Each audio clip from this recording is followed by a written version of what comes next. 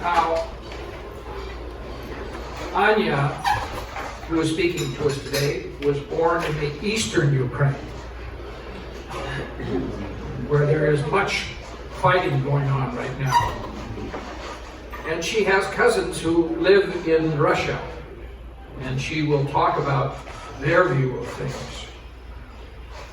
When the war broke out in February of 2022, Anya was able to make her way all the way across Ukraine with her two daughters and reach Romania. With the assistance of an American family she had known for many years after living with them in the United States, she was able to come to Salinas, arriving 1 year ago. She's a master's degree student at CSUMB in curriculum development, which will enable her to return to the Ukraine, where she has an English academy, and she will take her learning from the United States to make her instruction even better. Sasha, Anya's husband, arrived in the United States in November, reuniting the family. So now I'd like to introduce Anya. Thank you so much for coming and for showing interest a year into the war in Ukraine, because I understand that everybody has their own thing going on, their internal wars, whatever we have to live with, and I can move that chair so I look pretty, right? This is the reason to get dressed. And so yes, thank you for coming. It is very important to me, and it's a privilege for me to share about Ukraine and about how we feel and what we think about this war. And I'm really hoping that if you had any questions in your mind, maybe I will clarify something for you so you can go and share with other people about what's going on. And the first part of my presentation, I'll just talk. I'll be very happy in the end to have a discussion with you. And believe me, I'm not afraid of any types of questions. If you think they will hurt me, after a year of the war, nothing hurts us anymore. So please ask any questions that you have to have a better understanding of what's happening there. So I called my presentation a year of a 9-year war that started 3 centuries ago. And it's been a while that we have been fighting for our independence, for our true independence. So everybody knows the date, February 24th, 2022. But in fact, the war in Ukraine started with the annexation of Crimea, which was now at this point 9 years ago. And they just came in, we had a revolution in Ukraine. It was called the Revolution of Dignity. This is when people of Ukraine were fighting for their freedom of speech, for their freedom of will to join European Union. We had a very pro-Russian president. His name is Viktor Yanukovych. And so there was a moment when we were just moving towards European Union, and he was like, oh, no, you're not going there. And so there was a whole revolution, and for, I think, half a year, people were outside, living on the streets, in the tents, in very cold winter. That year was very cold. It would get up to minus 20 Celsius, which is very cold in Fahrenheit. And so people lived in the main square in Kiev, fighting off special forces who were trying to kind of, disperse the Protestants.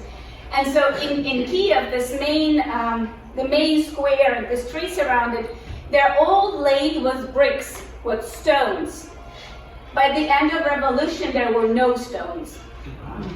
So what people did, they took the stones and they were throwing them at those, and it wasn't really a police, they was special forces, like this, some special, forces. And we fought for our right to choose where we want to go as a country. We fought, and the culmination, some words are still difficult, of this was that Yanukovych ordered snipers to shoot the protesters on the main square, and about 100 people were killed there that day. After that, Yanukovych fled the country. Overnight, he gathered whatever he had, put it in his airplane, and he flew. And by this, I want to show you that Ukrainian people know that if we want something, we stand up and we fight for this. Whereas people up north from us, Russians, they never managed to do that. Now they're saying, oh, it's Putin's war, it's all his fault. Well, if you want to change something, you get up and you fight for yourself. And this is what we did then in 2014, and then earlier we had another revolution. So, and this is when Crimea was annexed. And just to give you an understanding why it was annexed, well, I think first is because there were traitors in Ukraine. And there still, unfortunately, are lots of pro-Russian elements in Ukraine. And so they really took a Crimea without a single shot. Nobody resisted. Because before that, for many years, they put people who would not tell Ukrainian forces and to go and protect Crimea. And also at that point, we did not have president because he fled. So, we were in this vacuum of power, and this is how we lost Crimea. And then they went into the eastern part of Ukraine and they started the war there. And we had been living for this war for 8 years. And unfortunately, we got used to this. And, there is a war somewhere, we keep on living, we give birth to children, we open our businesses, what do? You keep on living. And now, in some ways, in lots of parts of Ukraine, it feels the same at this point. People keep on leaving now. My mom plants her garden, she renovates my brother's apartment, she orders the kitchen for the summer house, and we are only 100 kilometers away from the war zone. 40 kilometers from the border. And 40 kilometers from the border. I'll show you later on the map where we live. And just last night, at least 7 rockets were launched at our city. So this is a very, very strange way of living. You try to live your normal life, you understand that there is a war, and a rocket can land into your house at any moment. So this is just general feel of what it is, how it feels. And why I say that the war started 3 centuries ago, because Ukraine and Russia, we have a very long history, starting from Kiev Rus, 9th century. Kiev Rus formed, and then the northern territories, there were their ways of government, and then Ukraine, it wasn't Ukraine at that point, but we tried to ally with the Russian Empire, and it was lots of different stories. But about 3 centuries ago, there was a point when we wanted to be independent and to rule the way we wanted to rule, and they kept dragging us back. Be a part of us. Oh, you're not really a country, you are a small part of Russia. So this is when it actually all, started. And my first slide, it's a video It's a 4-minute Ukrainian song, and I would just want you to listen. Since today I have more time than I usually have, I can allow myself to let you listen to a song. It was filmed in Kharkiv, in my city, around March of last year, and Kharkiv was severely bombarded then. And the singer, he sings the song that he wrote a while ago, but the song starts with the words, sometime the day will come when the war is over. And I just want you to listen and to see how they keep playing on the debris of, shattered house, but they just, keep playing. I hope it works.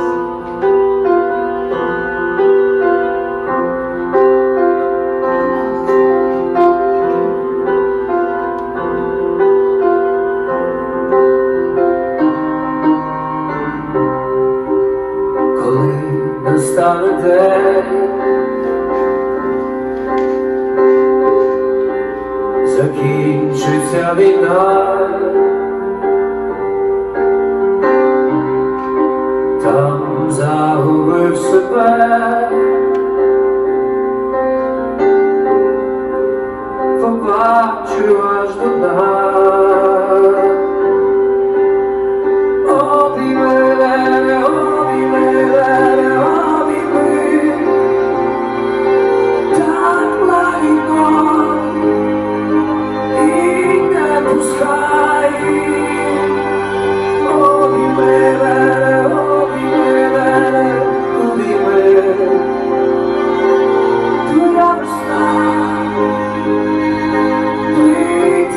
Nechaj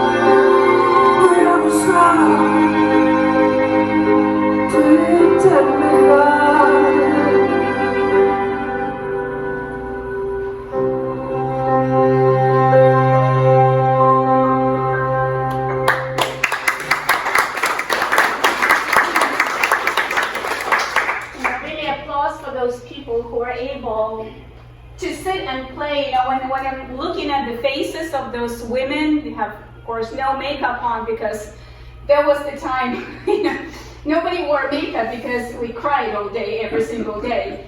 And so I really wanted you to hear the sound of Ukrainian language, because some people, they wonder if Ukrainian is similar to Russian. So I wanted to have an introduction like this.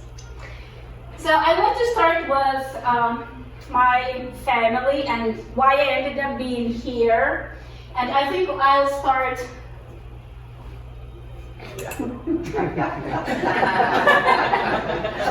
So this woman over here, oh wow, this works. This woman over here, her name is Debbie Bellingham, and she lives here. You know Debbie? So she was our fairy godmother, and she really ended up being a godmother because this is Solomia, our youngest daughter, and we asked Debbie to become her godmother this Easter. And so 17 years ago, I was their au pair, and you know, we just chose each other, and they lived here for a year and a half. I actually brought the older daughter to Pebble Beach stables for her to ride her horse, and I'm so honored to be here 17 years later and to give a presentation about my country, because when I came back then, when I told that I'm from Ukraine, I had to say that, well, it's next to Russia, because people had no clue where Ukraine is. Now, frankly speaking, when I say I'm from Kharkiv, people who follow the news, they know where Kharkiv is, which is mind-blowing for me now. But, so Debbie, as Michael mentioned, she flew, maybe he didn't mention that, she flew all the way to Romania. Her plane landed literally when we were driving into the city with me and my 2 children and my cousin, he's 16 years old. And she was here to help me because, you know, we are lost, the war started, which we did not believe. People in the United States, you all knew the war will start in Ukraine. We live in 40 kilometers from Russia and did not believe the war would start. And we are the family who did not pack their emergency suitcases. We're like, no. This is not happening, it's 21st century, but it did happen. And so she came to Bucharest, she rented an apartment for us, she enrolled me into classes in CSUMB, into language programs, so that I can get my visa as soon as possible, because at that time there were no special programs for Ukraine, nobody knew anything. And so with her help, we are here now. We've been living in her beautiful house, and just by her grace, you know, our kids have been going to school the whole year, and I'm able to study in CSUMB, all for Debbie.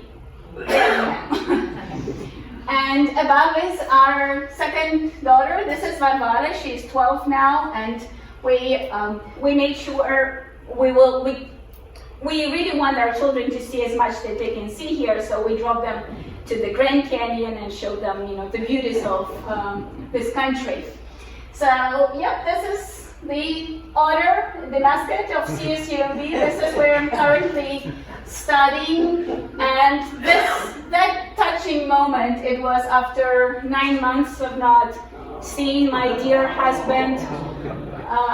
Yeah, I know, I have to say that it's really hard to be a single parent. So whoever of you raised children as by your own, it's close to impossible, I have to say.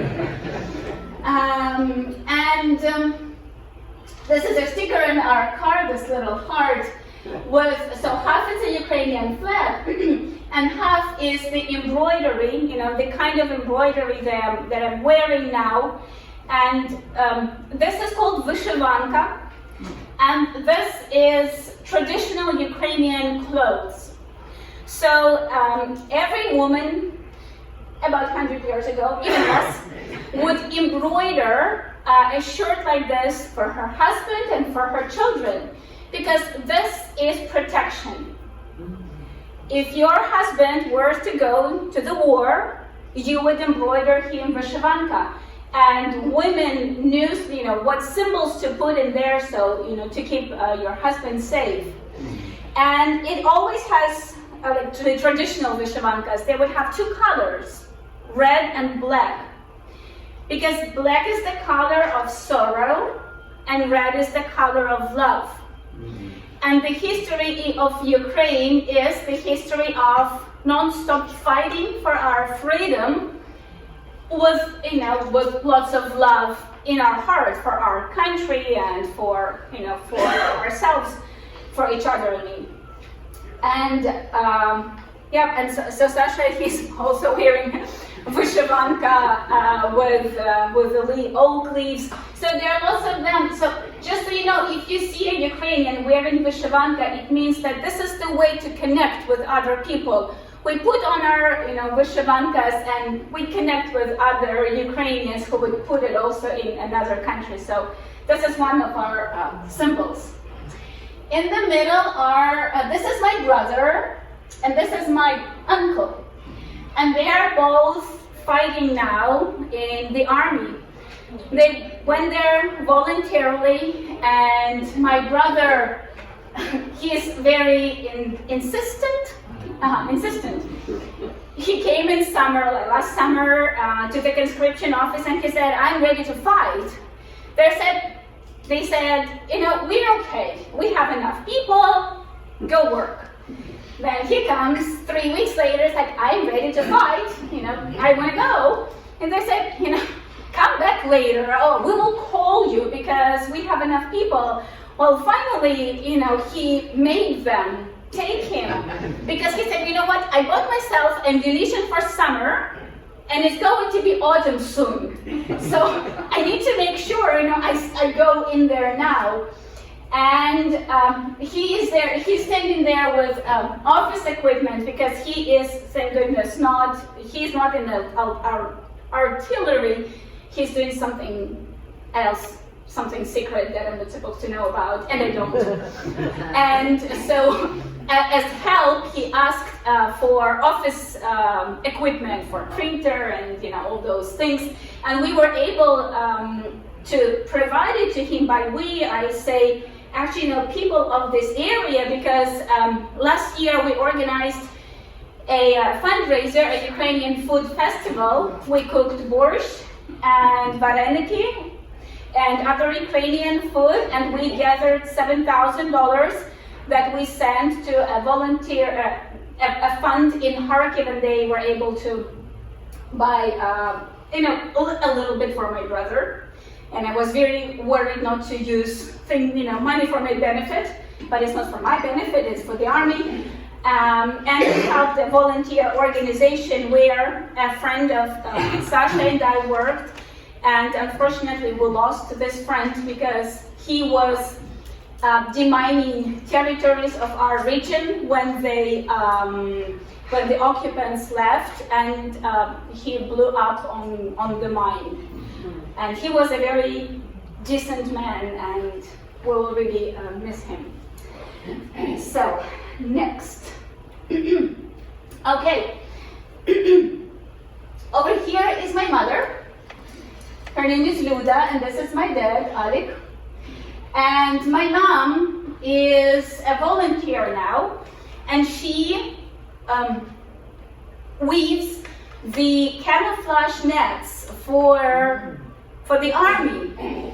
So, all you see those soldiers, they just come and pick up the nets, and this is where they work, in a basement from what I understand. You see, just regular women, they come and they make the nets, and this is soldiers picking up the nets, and that's my dad being silly, wearing, this thing that the snipers wear, also camouflage, yes. And so their work is really needed now. She says that sometimes soldiers will call us and they say, "We are here for the day and we need nets for Bakhmut." And they really need nets in Bakhmut. Bakhmut is the hell on earth now. This is the spot that this city doesn't exist anymore. It's flat. And so it's the place where Ukrainians are holding Russians for like some logistical purposes. They cannot let them go through. And so the city, they don't have the trees anymore. All the trees were cut down by artillery. So the soldiers, they cannot hide their equipment.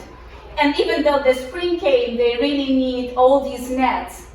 And I have put here the PayPal account. If anybody would be willing to donate any amount, just so you know, a net like this, it costs $20 for the net itself. And then what my mom does, she dyes the fabric, so that you understand how this happens. This volunteer work. So people from, I don't know where they come from, but just people, they bring her old linen. She puts it in the big bucket on her stove, and she dyes the fabric. In the morning, she puts 2 buckets before she goes to work. In the evening, she comes from work, she puts 4 more buckets. She dyes them, she dries them, and then she lays them all around the apartment so that it dries. And then she brings them to her neighbors, the neighbors cut, and then they bring it back, there. And if you'll just think about it, the war's been going on for more than a year. People keep doing this because this is how they help the army. This is how they're needed. So,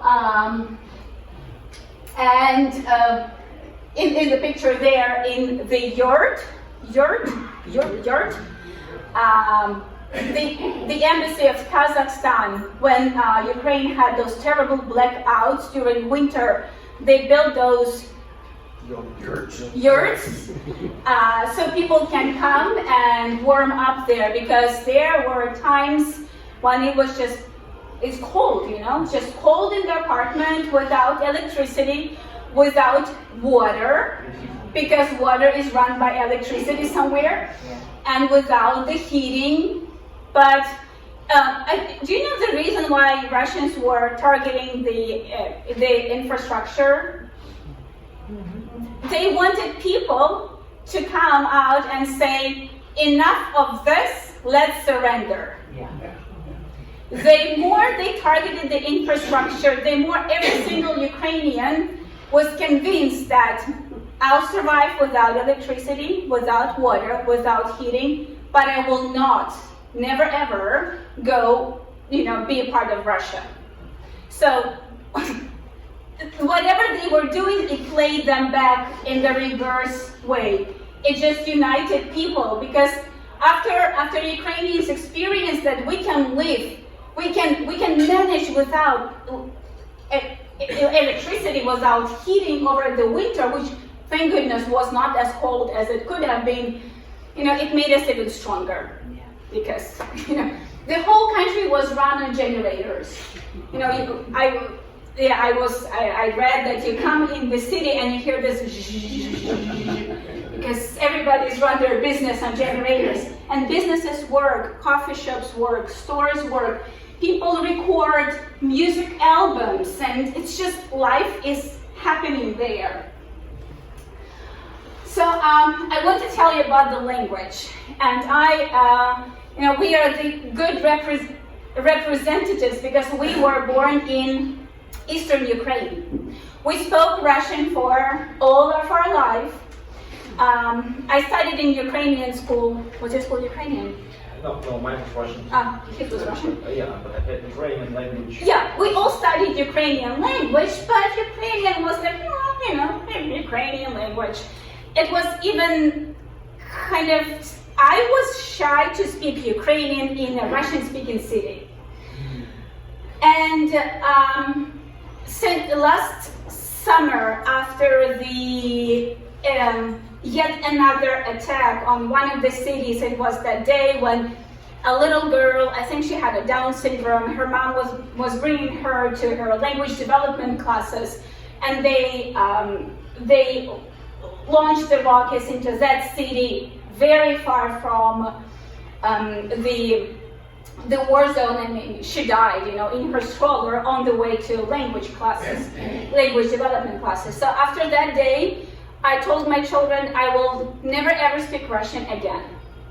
And we made a decision, and Sasha, he was back in Ukraine, then we switched to speaking a new language with him and with my children, and it worked fine. It really, it was okay. It was difficult because if you would imagine yourself never ever speaking English anymore, just never, just because you think that it is not right to speak the language of the country that is killing you.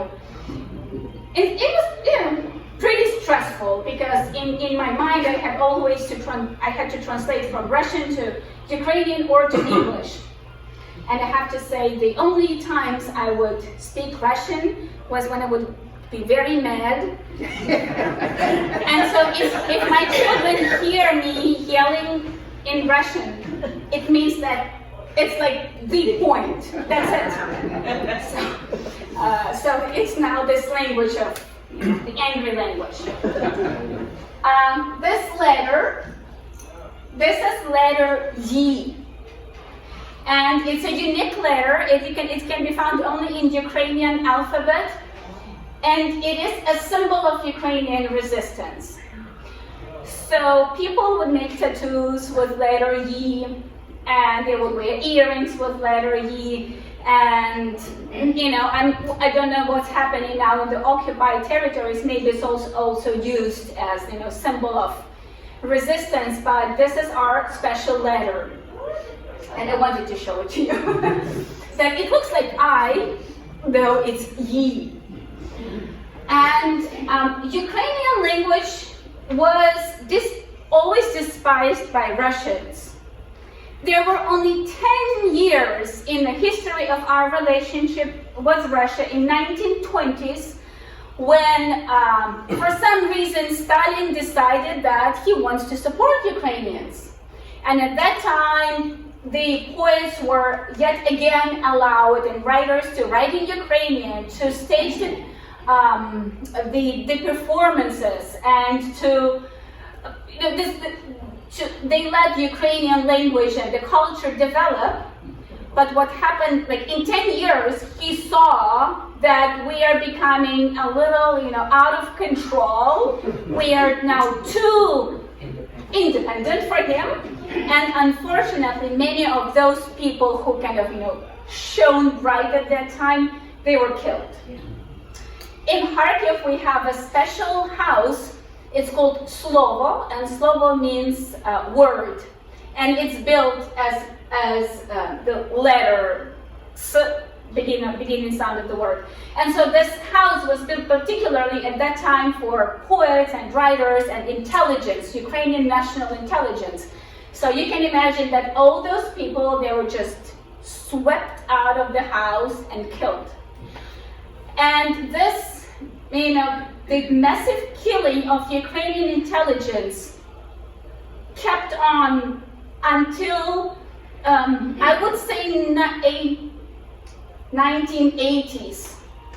There was a Ukrainian poet who died in 1975 in the camp in Russia, just for being a Ukrainian, for writing in Ukrainian language, for glorifying Ukraine, and for being a normal citizen of his country, of Ukraine. And so I'm really, I'm not surprised, but I would say in a way it's a miracle that Ukrainian language is still there, and there are enough people speaking Ukrainian, writing and creating with it. And I put here that Ukrainian language was forbidden 134 times in 500 years by Tsar, Russian Empire, Soviet Union. So they would constantly forbid, burn the books, change the language of education, forbid Ukrainian language in churches. So they really don't like Ukrainian. And it doesn't, well, it kind of sounds a little alike. The alphabet is the same except of this letter. this letter makes us different. And Russian person wouldn't understand Ukrainian without any background. Ukrainian is close to Belarusian than to Polish, even though the alphabet is different, but we have many similarities in language. And then to Russian. And when the war started, there were a lot of, I'm not sure those are jokes. I think those were true stories. Because imagine all Eastern Ukraine speaks Russian. So here comes Russian soldiers, and you have to figure out who's who. Yeah. Like, how do you know this person is Russian or Ukrainian? So on the block post, It's checkpoint. on the checkpoints, they would ask a person to pronounce a particular Ukrainian word, and this word is palanitsa. And a Russian speaker, they just cannot pronounce this word. The way the letters are put together, palanitsa is difficult for them. It really reveals who you are. And this is one of the reasons we are strongly for speaking Ukrainian now, because I believe that if you go around speaking Russian, and especially if you're in a foreign country, it's, you might as well carry a Russian flag with you. So our friends, there's some still friends who speak Russian, and they think that this is their freedom of decision. It's like, okay. Okay, well. Oh, and another thing about the language, yes, I put here that Russian or Ukrainian was forcefully Russified in 20th century, and it was considered the language of uneducated farmers. So my grandmother, who comes from village in Kharkiv region, eastern Ukraine, she spoke Ukrainian with her mother, with her father, but when she moved to the city, she had to switch to Russian. Otherwise, she would be considered uneducated. Unfortunately. So, and there were many words that, there was this campaign for changing Ukrainian words to like this, they would change them to something that sounds different from Russian, to something that sounds like Russian, but with a slight change in the sound. So, in fact, we lost many words during 1930s, 1940s that were initially Ukrainian words. Now there are people in Ukraine, and they do lots of work to bring the language back, to bring those words back that sound very strange to us now, but it's okay, we'll get there with the language. So, the map. This is the map for end of February, but it's pretty much the same at this point. So the blue territories are those that were deoccupied. You see, together with Kherson. The orange territories are those that are occupied since the invasion. So we tend to call this war the invasion because the actual war started 9 years ago. And the red territories are those that have been occupied since 2014. And this is where Sasha and I live, you see? This is it. And our summer house is right there. It was occupied for a half a year. Some houses burned down. Our house, luckily, it's still there. Of course, they went into the houses and they dug in the clothes. And you might have heard the stories of them stealing everything, including kettles, washing machines, which is true. They did not steal from our house. They took the men's clothes out. Me and my mom's clothes, they were intact. So apparently they needed clothes to change. They scribbled letter Z on our TV. It's like, okay, we see you were there. And believe it or not, some houses are missing metal gates. Huge metal gates. I have no idea how they brought them back to Russia, and why would you steal metal gates? But this is what they did. And have you heard those jokes about them stealing electrical kettles without the cords? So those soldiers who are fighting there from far east of Russia, from very, very poor territories. So to the point of I take the electric kettle, but I don't know that it works from the socket. That's the point. And they did steal the toilets, seriously, because it's true that in Ukraine, in villages, we are like normal European country. We have toilets in the house now in the villages and hot water, whereas they still using the holes in the wooden cabins outside. So it really pissed them off. They were so mad that, how is it possible that, these people, they have toilets in our house and we have to go outside. Well, for that you have to develop, you have to think, you have to work, you have to do something as opposed to sit and wait for good to happen to you. So, okay, that's an interesting part. Has anybody of you heard about the Holodomor, which is famine in Ukraine? Yes? No? Okay. Yes. Some of them, yes. So there were several famines in Ukraine, but this was the worst. 1932, 1933. And this is the symbol of the famine, meaning that, children, mothers, and the next generation we lost, several millions we lost then, but they estimate that the losses of the famine were 6 million in Ukrainian Soviet Republic, 3 million outside of Ukraine. This is counting those people who were not born. So it's like a loss of actual people and predicted people that would be born. So Holodomor, it's a Ukrainian word. It was a way of Soviet Union to control Ukraine. And there were two reasons that I understand of Holodomor. The first reason was that Soviet Union formed in 1922, so this was like development of Soviet Union, and they wanted to show the whole world how developed they are and how strong their economy is, and they're building tanks and tractors and everything. Maybe not tanks, already tanks, well, almost tanks.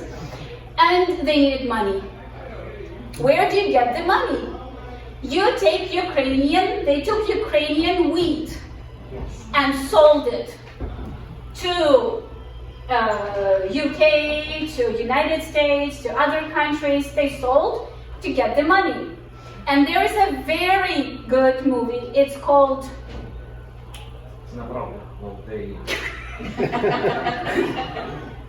Mr. Smith? Maybe, yeah. Yes, Mr. Smith. It's a movie that shows the story of how Mr. Smith, I think it's either British or French, British, how they figured out that there was a famine. A journalist, he sensed that something is wrong. Where is USSR getting money from? And if you want to watch it, a very good movie, Mr. Jones. Mr. Jones. Mr. Jones. One or the other. Mr. Jones. Tells you something about America. Mr. Jones. Yes. And so when this journalist came to Ukraine, he saw that the villages were dead. He would come into the village and everybody would be dead. People ate people. It's not a hoax, it's true. And those witnesses who are still alive, they say that if we smelled meat, it meant that somebody lost a child. So, a person would beckon a child into the house, kind of offering bread, whatever, and they would kill and eat because that was the only way to survive. People ate bark, people ate leather, soles, anything, and it was winter. It's not like you can eat. It was like from summer into next summer. It's not like there is anything you can eat. And so they came into the houses. You know how it all started. They took the wheat that people saved for to eat, and then they even took all the wheat, all the grains. Of whatever was supposed to be planted next spring. Seeds. Yes, seedlings, yes. And this is the map of the losses. So I'll just look here because, okay, so the red territories, dark red, this is where 25% of population was lost. The orange territories are where 20% of population was lost, and then it decreases. So you see, Western Ukraine didn't suffer at all, and so Eastern Ukraine, and this is part of Russia already, they all suffered from the famine. And of course, Stalin would care less. Those are Russians dying, Ukrainians dying, because for Stalin, the same as for Putin, the life of the person means nothing. And it's a fact, they don't count their soldiers. They don't care how much soldiers they lose. And you know that they are not sometimes picking them, they're not taking them back. Because if they take them back, it means that they suffered almost already 200,000 losses, and they don't want to admit this. So there will be lots of bones in the land of Ukraine because they're not picking up their soldiers, they let them there. And this picture this is Kharkiv, this is our city. Dead people were on the streets just because nobody would pick them up. You know, Well, there were no strength. No strength to pick them up. You know, somewhere they would just lay around, you know, dead bodies.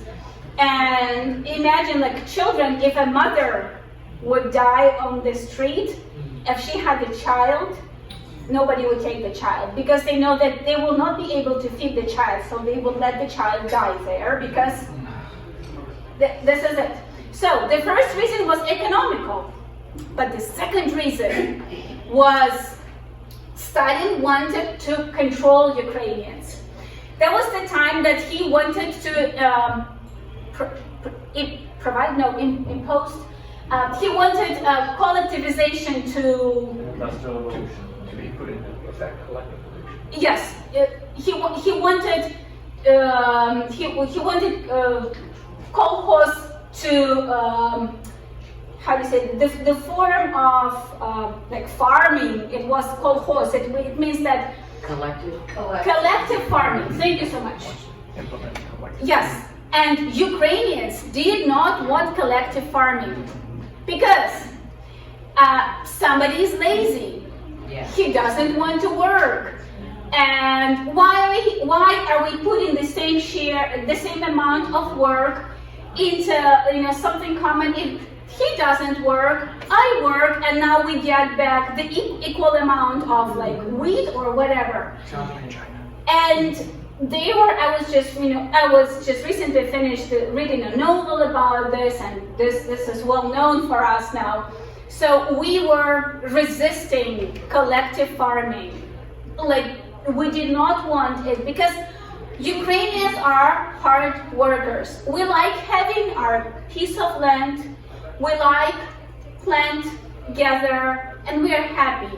We don't want to go invade other countries. And I'll take a little step aside, and I want you to understand that we are not aggressive. When we now talk about the end of the war, we don't want a single square meter of their territory. We will go exactly to the border and we'll stop there. And we've always been like this. We never started the war. Ukrainians never started a war. And so we just want us to be left alone and do our thing because we know how to do it.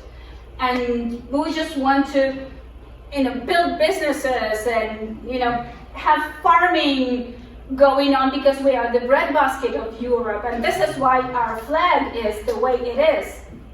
So the yellow on the flag is the wheat. The blue on the flag is the sky.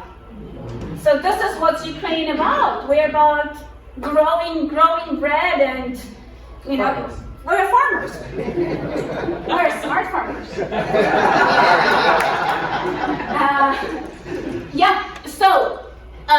So Stalin thought, if I will make the people starve now, and people will know that this is how powerful I am, they will not resist anymore.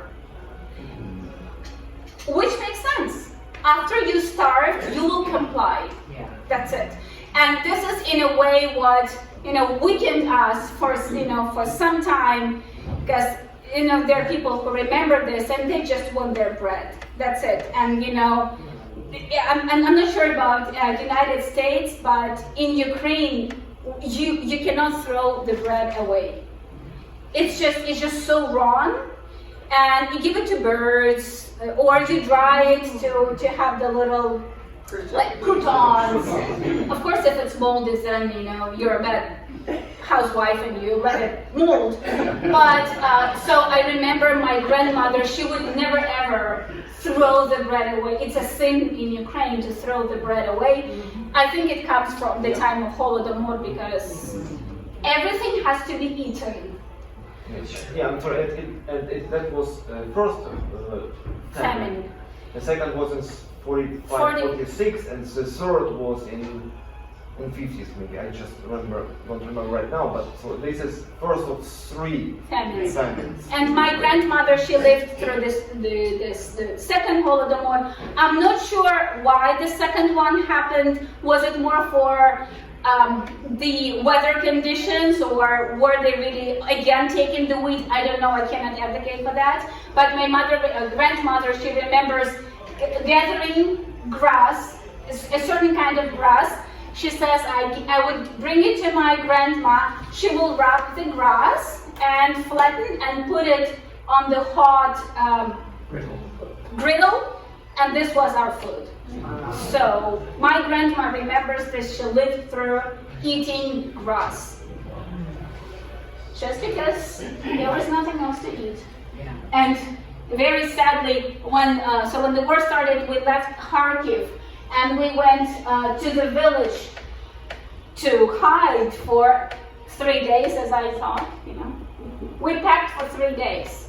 So when we woke up, I told my children the war started. Pack 3 days. You need 3 t-shirts, 3 pairs of underwear, 3 socks, warm clothes because it's winter. And they were smart enough to take books and toys and things. And so we went to the village where my grandmother lived through the Second World War. Wow. And she was exactly the same age as our Solomia, youngest daughter.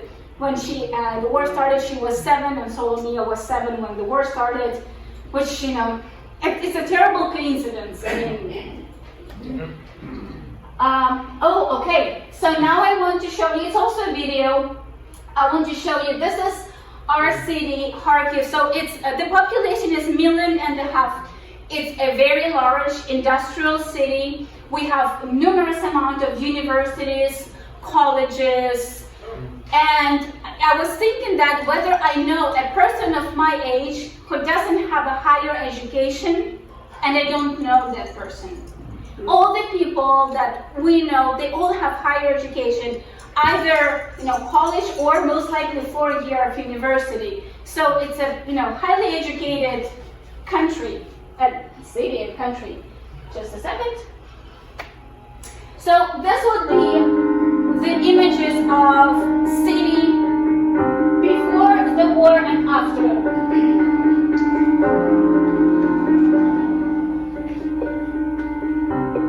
So this is March. This is the administration of the Kharkiv region, and it's like there is only a skeleton of it. Inside, it's empty. There is nothing inside now.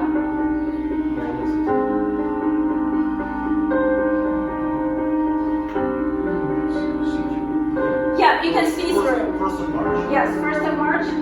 So this is the school, and you will see, I'll point out, there are many schools, colleges, universities that they targeted in summer. This is the district where lots of our friends lived. It's a large district in the city, and that district was first facing the Russian border, so it severely damaged. This is a market, just a market. So they're saying they're targeting military facilities. It's a market. It's not a military facility, and I think we all know by now that it's not true. They're hitting civilians.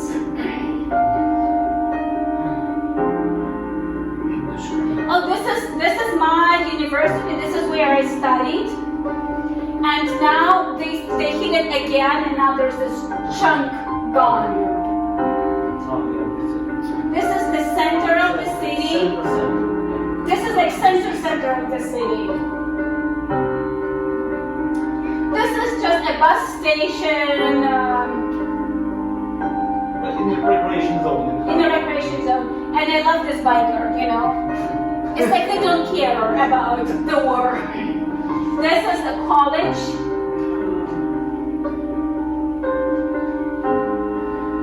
This is a printing house.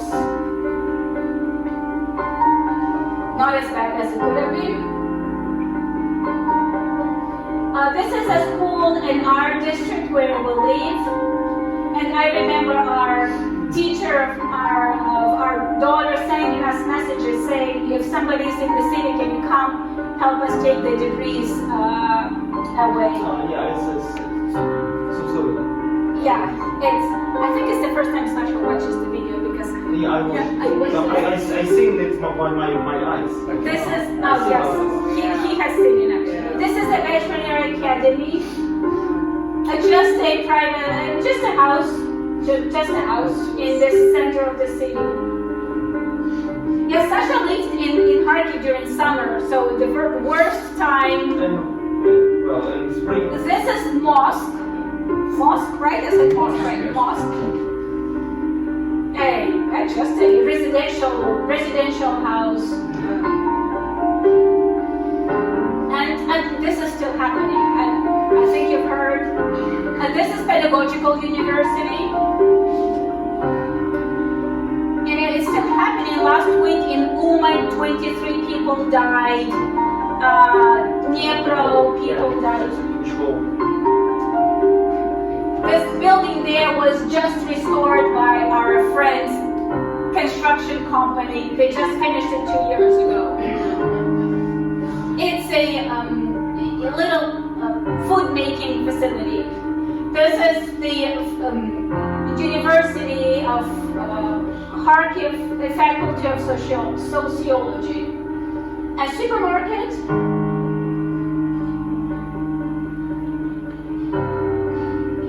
And in Dnipro, recently they hit supermarket. Many people died there. Another college.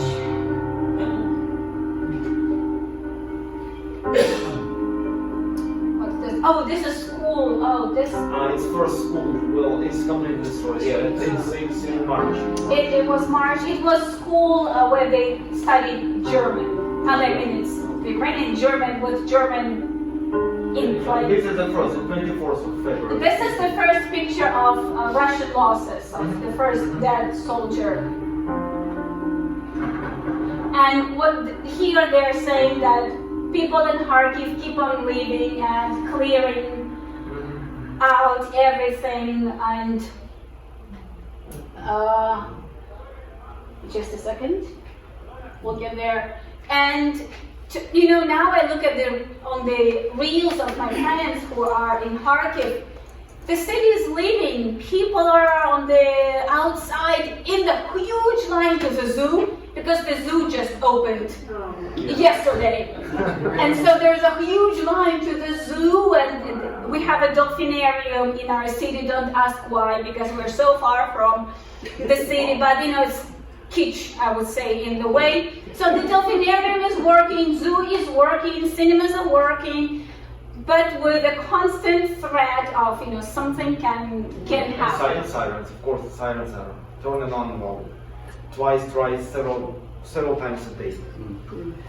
Do you think that the BBC, for example, is doing a better job of covering what's going on in Ukraine than the U.S.? I don't know. Well, I just thought you said. Oh, BBC, I yeah. just put BBC because I found Kharkiv. And I have to say, frankly, I don't watch American news because I have enough of Ukrainian news, and there is a certain amount of things you can intake. So unfortunately, I don't watch. I don't know what you see. And I have to say, if some of you have Instagram, let's say, or even Facebook, Meta really filters now the information coming from Ukraine. If in the beginning of the war you would see images, what's really happening, now they take everything out, they call it sensitive content. And also, if we write something, if there are words Russia, if there are words war, aggression, some other words, they also don't they block this content. So we have to come up with the ways we write Russia without the meta understanding that we are writing Russia. So Algorithms are moderated automatically, so it's not a human, it's algorithm, and they are moderating all the content you post. well, but the algorithm is moderated by human, right? Yeah, adjusted. Adjusted. So, this control of what you let through or not, it's violence, but excuse me, this is not because we killed somebody, it's because they killed us, and we're trying to tell the world this is what is happening. And then this is sensitive content. Let's not spread the aggression across the world. And now, if the country is the victim, how else will the country tell about what's really happening in the country? It's not only about Ukraine. Oh, no. Any war in the world, I'm sorry, but you just cannot see the full picture. The real story. The real story. So thank you, Mike, for inviting women from Iran and me, because we can tell you that this is happening there. And just to wrap up, I want to tell you something that defines Ukrainians. It's a map of Kiev Rus. It was formed in 9th century, and at that time they had their money, and the money had this symbol, which it's called trident over here. So this trident was found on the money coming from Kiev Rus, 9th century. And now this is the coat of arms in Ukraine. And in the coat of arms, we have an embedded word. And this word is voля. It's in Ukrainian, it sounds as voля, and it is translated as volition or will.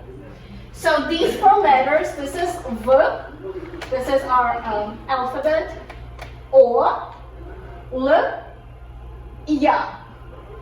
So this, and I wear it every single day, and it just gives an understanding that we are people of free spirit, of free will, and we want to be independent. We are not aggressive. We don't want to invade any other territories. Let us be. We will do our work. And I really want you to have such image of Ukrainians. We do not want pity from others, because we want understanding, support. F-17, 14? What are the airplanes? F-17? F-16. Oh, F-16.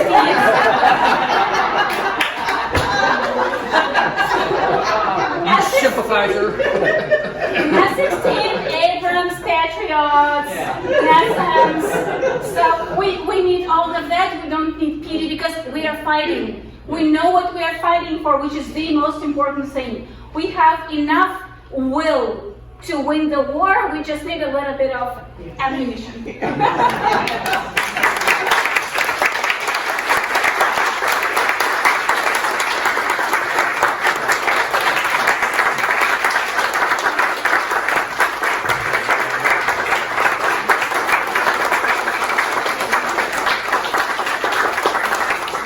are applause for people of Ukraine, not for me. I'm 142 million part of the population, so we have just amazing people in the country. She's being humble. You heard about raising money and sending it to Ukraine. Now, does anybody have any questions? Yes. Hi, Ms. Gorenchko. I want to compliment you for your courage, Thank you. coming here and, like you say, sharing and explaining. I've been in your country. I Really? went to 1983 with 76 attorneys from the New York City Bar Association to study Oh, much of your country. I've been to Kiev. And the tragedy and the morality of your people, I saw in Kiev and other parts where your people still preserve blocks of where the Nazis destroyed cultural centers. Your countrymen still kept them to show the world. This is what the Third Reich did to our country. Many of the pictures that you've shown, they are part of Kiev, yeah. showing the destruction of certain buildings. Yes. And the people were brave. And it's sad to see that in World War II in 42 to 44, 2 million your people died.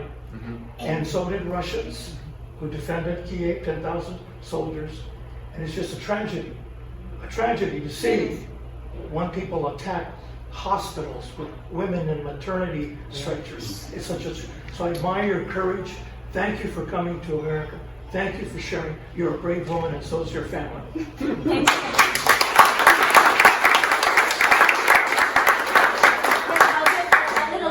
I gotta ask you. So today is 9th of May, and Russia celebrates the victory, the day of the victory. We've always celebrated it also 9th of May. This year, we are switching to 8th of May. It's when the whole Europe celebrates, and this is whole world. And because this is when the capitulation was signed, there's not a single document that says 9th of May. This is because Soviet Union wanted to be different from the rest of the world. So what's happening? In Europe, it's a day of commemoration and grief for losses. If you would watch the parades in Russia, it's the day of insanity when they dress up children as like in the uniform of soldiers, and so they show their tanks, they show their airplanes, and show their muscles, and instead of never again in Europe says never again. Russia says we can do it again. And they did. And they did. So this is this difference between people. They are so full of their superiority, of their imperialism, and it's very, very dangerous to bring up in the society this feeling of superiority. Because as we just discussed with Mike, people are same people from country to country. Ukraine, United States, Mexico, China, any place you take, Afghanistan, any place you take in the world, there are human beings everywhere. None is better than the other. They can be economically developed, but it doesn't make them better because they're humans in every single country, and no country has a right to go and say to the other country, we will do you better because we know better. It's like, you don't know better. So.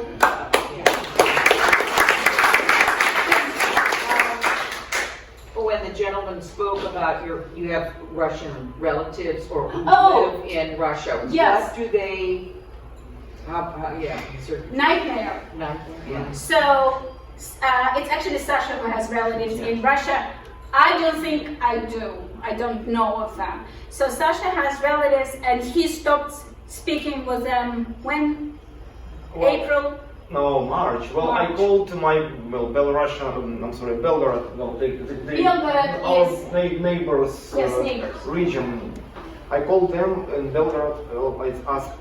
It is my dad's brother and his family. So your uncle.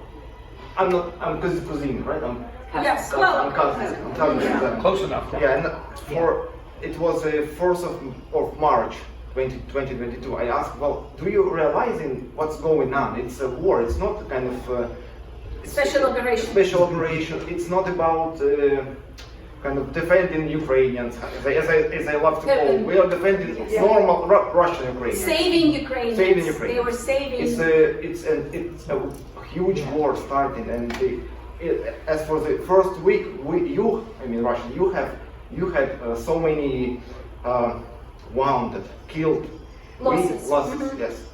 And they said, well, as that's not true, you are in propaganda. You are in American I don't know how in some American or European propaganda. That's not true. Yes. That's So not true. Yeah. Okay, I understand. Okay, 4-minute call. The Yes. last one call. yes. So Sasha's dad is still trying. He is- keeps trying. Has more patience, I guess. All the friends that I know who have relatives, none of them admitted that what they are doing. There might be that they cannot say it over the phone. Yeah. Highly possible because they will be Yeah, caught. yeah, that's possible. But their propaganda is so strong, and they influence them for 30 years, and they still believe that they are saving us. But just, I see you, I'll ask you. And just so you understand, so far, the Eastern Ukraine, they have killed so many people in Eastern Ukraine. This is where people are Russian speaking, over here. Russian speakers. Yes. Ukrainian speaking, they haven't got there. So I don't know how they're saving people by killing people. So they're wiping out Russian speaking population. Yeah. Wow. Yeah. They contradict themselves. Yeah. So I have a couple questions. Yeah. One is, do they know approximately how many children, because I heard like basically the Russians were kidnapping Yes. some of the Ukrainian children, so approximately how many? Two, do you plan to go back to Ukraine when it's over? Yeah. And three, do the majority of Ukrainians want to be part of the European Union? Okay, good questions. So, do you know the numbers? Because I'm terrible with numbers of kidnapped Ukrainians. Oh, it's thousands. Well, I'm not. I don't know the precise number. It's thousands. What they say now, I think they say that 6,000 officially, what they can track, Yes. but around 200,000 children. Those are not all orphans. Yes. Those are children who are separated from their parents. They have so-called filtration camps. In the occupied territories, they have filtration camps. Reminds you something, right? They put their people, and sometimes they just separate them and they take children away. They say that your parents denied you, kind of. Abandoned. Rejected you, thank you, rejected you. And they are sent to far east of Russia, and they're adopted very quickly so that nobody can find them. And this is genocide, plain genocide. Do you want me to ask now or later? Yeah. What I would like to know is, while all of this is going on, while there is all this propaganda in Russia, Yes. where is the Russian Orthodox Church and Kirill the Patriarch?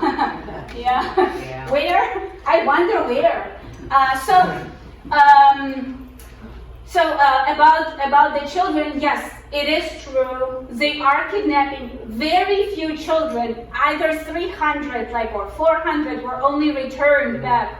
They're working to find the children, but it's a huge tragedy what is happening. They're just stealing our children. and they want them to sing Russian hymn, and they just, brainwashing them, and I don't know how many children we will get back. What is the Orthodox, what is Kirill doing? I don't know what he is doing, I can tell you, but it will not sound appropriate about Kirill's and Putin's relationship, because, if you're a religious person, you should understand that this is wrong. But he's a former KGB agent. Kirill is? Yes. So Russian, you mean the Moscow Patriarch? Yeah. Yes. So they bless their soldiers to go and save the world. And they are just saying that you are doing a right thing. So what's happening, and it is in Ukraine, there are very many churches of Moscow Patriarchy, Patriarchy, they say, right? Yes. Many. In Kharkiv, where I live, we have lots of churches, 2 of them only of Ukrainian Patriarchy. It happened in 17th century, one church took over the other church, and since that time, they are pushing their propaganda through churches. And now what is happening, many church people, the parish, they come to their priest and they say, we no longer want to be under Moscow Patriarchy. Please switch to Ukrainian Patriarchy. This is happening now in Ukraine. There are big scandals, some popes are thrown out of the country because they have Russian propaganda literature in their church. But at the same time, mind you, Russians are destroying the churches that are under Moscow Patriarchy. So why? This is your church, right? This is part of Moscow in Ukraine. Why do you destroy it? I don't know. So after children, you asked about. Oh, I asked about if you Planning that, want to yes. go back, and also the Ukrainians as a whole want to Yeah. be part of the European Union. Okay, good questions. So we are going back. We're first going to Europe this summer, and then we will either stay there a little bit or we'll go straight home. We don't know yet, because we have children and we have a responsibility of keeping their mental health safe. And this constant air sirens non-stop, it's really disturbing for any human being. So I have to say that many Ukrainians, we just want to go home. We just want to go home. And even though Europe is very generous, Europe gives money to Ukrainian citizens. They help them with renting place. Children can go to school, grown-ups can go learn the language. It's all good, but there is no place like home. So every time I watch the Instagram reels of Kharkiv, I ask my husband why I wasn't there. He says, we have children. I'm like, right, we have children. So this is... The hardest part in Kharkiv, it was the spring and summer. But right now it's still some bombings and sirens. But, doesn't it sound weird? We are saying, well, there's some bombings and sirens.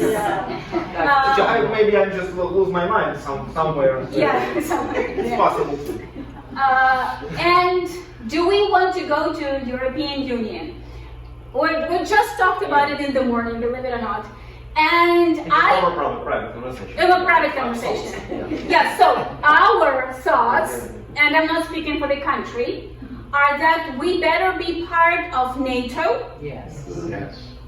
Part of NATO. European Union, I'm not sure. Our free spiritedness, we might not like that much control over us. Well said. Yeah, but being a part of NATO is a must for Ukraine. Otherwise, there will be no life for us. Yeah. And there are some people who say, let's end the war now. Let's give him the territory and, nobody would be dying. That person who suggests that should look back 9 years ago and see how they took Crimea, Eastern Ukraine. Yeah. And then you just count in how many times they will need to take Ukraine. So it will be the same as a pacifying of aggressor in the beginning of Second World War. This doesn't work, and we have to take all the territories back. Otherwise, they will not learn their lesson that it is not right to do that.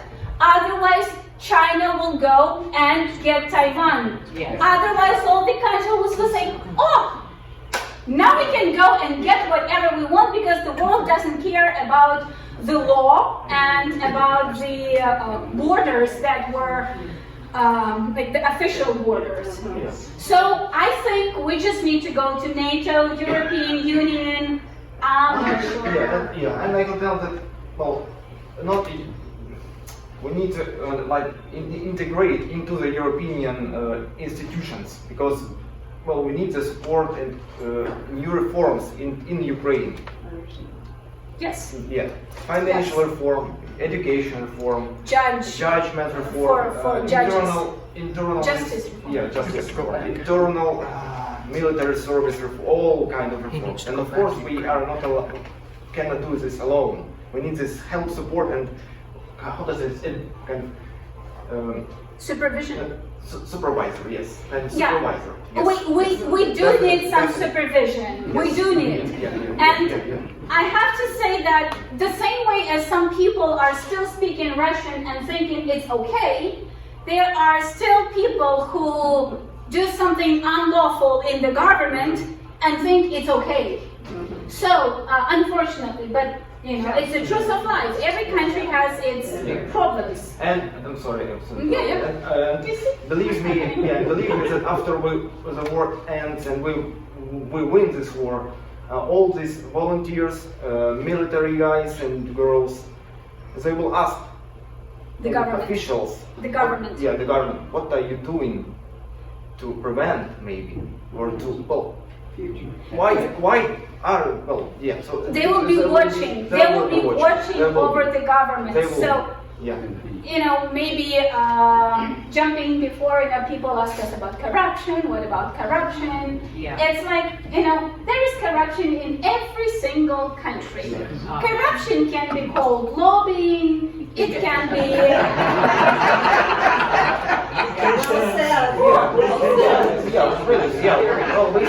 Let's name things the way they are.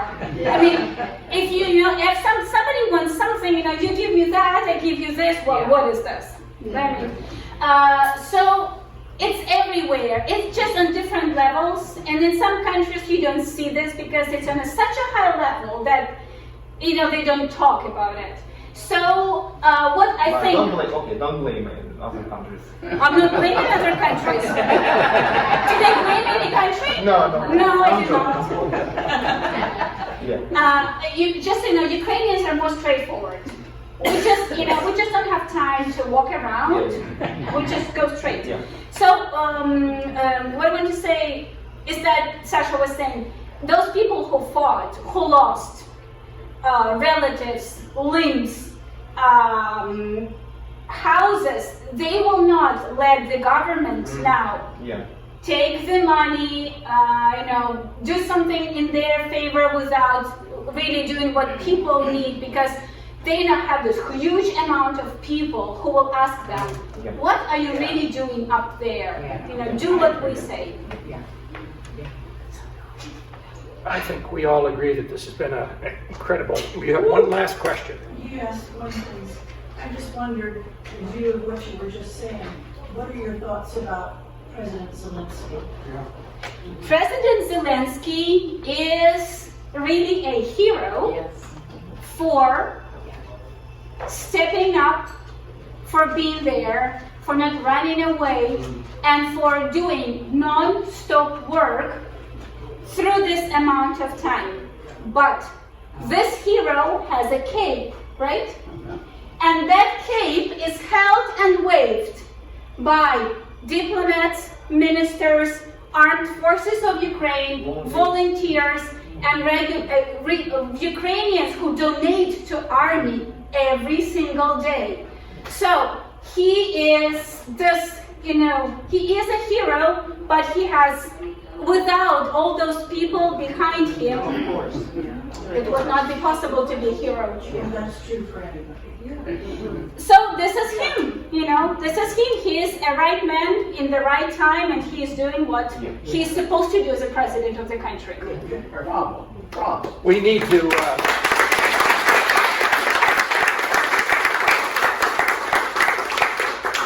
I think we need to thank Anya for giving us, and Sasha for giving us such incredible insight into Ukrainian history and culture and the will of the people.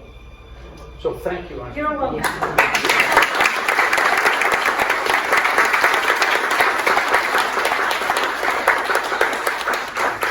Thank you all for being here, and we look forward to seeing you again with some more interesting presentations. Thank you.